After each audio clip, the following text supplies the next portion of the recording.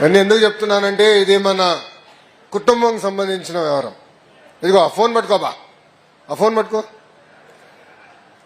కుటుంబానికి సంబంధించిన విషయం. అందరూ ఫోన్లు పట్టుకుని వీడియోలు తీస్తే మళ్ళీ నేనేం మాడతా. ఈ కార్యక్రమం ఎందుకు ఏర్పాటు చేస్తామంటే ముఖాముఖి మన ఇంట్లో ఉన్న సమస్యలు మనం మాడుకోవాలి, చర్చించుకోవాలి, మన సమస్యలు మనం పరిష్కరించుకోవాలి. వేదిక మీద ఉన్న పెద్దల్ని పెద్ద పరిచయం చేయాల్సిన అవసరంలా అందరికీ పేరు పేరున నవదేవపూర్కి నమస్కారాలు. ఈరోజు వస్తుంటే ఒక వింత పరిస్థితి చూసా. దారి పొడుగున పోలీసు సోదరులను చూస్తే అన్నకి చెప్పా, విజయ్ నా తమ్ముడు అవుతాడేమో, చలో అన్నందోలే, ఇంకా కుర్రోడ్లాగా ఫీలింగ్ ఉంది నాకు.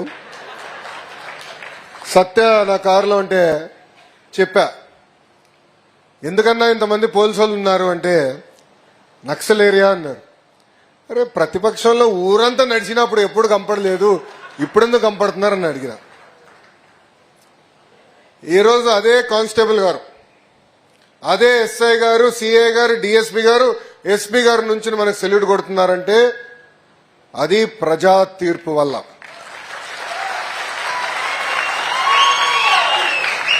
అది ఈరోజు మన సమాజం గొప్పతనం. మనందరూ ఒక్కసారి గుర్తుపెట్టుకోవాలి, 2019 నుంచి 24 వరకు మనం ఎట్లా అరెస్ట్ చేశారో. ఆనాడు ఆత్మకూరులో మన కార్యకర్తల్ని గ్రామ బహిష్కరణ చేస్తే చంద్రబాబు నాయుడు గారు ప్రతిపక్ష నేతగా బయలుదేరాలనుకుంటే గేట్కే తాళేశారు. ఇక్కడ ఎంతో మంది కార్యకర్తల మీద దొంగ కేసు పెట్టారు. అచ్చెన్నాయుడు గారిని పట్టుకెళ్లారు, కొల్లన్న పట్టుకెళ్లారు, జేసీ ప్రభాకర్ రెడ్డి గారు, బీసీ జనార్దన్ రెడ్డి గారు, దేవినేని ఉమా గారు, ఇట్లా చెప్పుకుంటూ పోతే రోజంతా పడుతుంది. శాసనసభలో గౌరవ ముఖ్యమంత్రి గారు చెప్పారు, ఎవరిపైన కేసులు ఒకసారి నుంచోండి అంటే 90% ఎమ్మెల్యేలందరూ నుంచున్నారు. నా పైన కూడా 23 కేసులు పెట్టారు బా. ఎస్సీ ఎస్టీ కేసు పెట్టారు, అటెంప్ట్ మర్డర్ కేసు పెట్టారు. ఇప్పుడు కూడా బాగా గుర్తు, పాదయాత్ర ప్రారంభించినప్పుడు మైక్ పట్టుకుని మాట్లాడి మైక్ లాక్కుని ఒకడు పోయాడు, స్పీకర్ లాక్కుని ఇంకోటి పోయాడు. మా స్టూల్ వేసుకోవాలంటే ఇంకో కానిస్టేబుల్ వచ్చి పట్టుకెళ్ళిపోతాడు. ఇట్లా కాదరా పోయి బిల్డింగ్ ఎక్కి మాట్లాడా, తిరుగుబాటు చేశాం. కష్టకాలాలు మనందరం మర్చిపోకూడదండి. మన మహానాడులో కూడా చెప్పే, అధికారంలో ఉన్న ప్రతిపక్షంలో ఉన్నట్టు మనందరం వ్యవహరించాలి, ఒళ్ళు దగ్గర పెట్టుకుని పనిచేయాలి. ఈరోజు 151 అయింది, గుర్తుపెట్టుకోండి. దానికి కారణం వాళ్ళ అహంకారం. కాళ్ళు ఎగరేశారే, మీసాలు మిలేశారే. ఇప్పుడు ఏమైందబ్బా, ఏమైంది? ఇప్పుడు ఎక్కడున్నారు? రారాబోయ్ అంటే అసెంబ్లీ కూడా రావట్లేదు.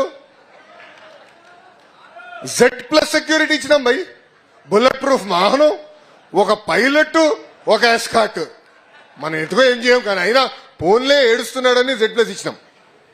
వస్తాడా? రాడు. ఎన్నికల ముందర ఏమన్నారు? గెలవలేడు. బాబు గారు గెలిపించుకోలేకపోయారు. ఈరోజు చెప్తున్నా, 1985 తర్వాత గెలవని నియోజకవర్గం మంగళగిరి, ఓడిపోయారు 2019లో. ఒకరోజు బాధ కలిగింది, రెండో రోజు ఆ బాధ ఆవేదన అలా కసి పెంచి ఇక్కడ తెలుగుదేశం పార్టీ జెండా ఎగరేస్తానని చెప్పా. ఇప్పుడు కూడా మన అధ్యక్షుల పైన కొంచెం కోపం ఉంది. అంటే బాబు గారు కాదులే, మళ్ళీ మీడియాలు ఊకే గోలు కొడతారు. పల్లా గారి పైన కోపం ఉందబ్బా, నారికాడని కొట్టేశాడు. రిజల్ట్స్ వస్తున్నాయి, మంచి బాబు గారి ఇంట్లో కింద బోర్డు రూమ్ ఉంటే అందరం ఉన్నాం. ఇంకా ప్రభుత్వం ఏర్పడుతుందని అర్థమైపోయింది. ఇంక బాబు గారు చెప్పారు, సార్ ఇక్కడ ఉంటాం కరెక్ట్ కాదు, మీరు వెళ్ళి మీ రూమ్లో ఉండి మేము చూసుకుంటాను.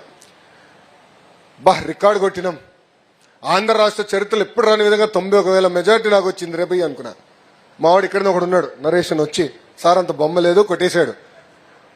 ఎవరు? పల్లా శ్రీనన్న కొట్టేశాడు, మీరు రికార్డు అని చెప్పినాడు. ఫోన్లు 20 అనుకున్నా. వెళ్ళి అప్పుడు మనం తీసుకుందాం, ఎలక్షన్ పత్రం ఇస్తారు కదా, వెళ్ళి బయటకు వచ్చే మళ్ళీ మా పిఆర్ఓ కూడా వచ్చి, సార్ 2వ స్థానం కూడా ఉష్ అన్నాడు. ఏమైంది రాబోయ్ అన్న? భీమిలిలో గంటా శ్రీనివాస్ గారు కొట్టేశారన్న.